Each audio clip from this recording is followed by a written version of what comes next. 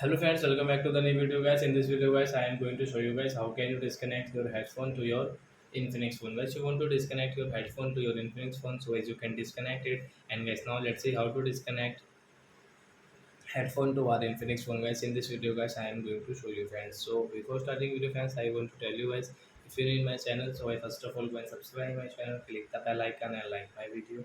So guys, now let's start the video friend. First of all guys, open your phone setting to disconnect this headphone guys. Then guys, scroll it. As you can see guys, your more connection settings. So I tap here, guys, click on your Bluetooth setting. So you can see guys, we have connected this board Rosakar guys. We want to disconnect, so guys, tap here this icon guys, right side. Then guys, you can see your disconnect option, so guys, we will click on disconnect, and guys, we will off it. So I hope friends you have understood how to disconnect headphone to our Infinix phone. So that's it guys, thanks for watching. So guys, now we will meet on next video. Bye bye friends. Before going guys, please go and like my video.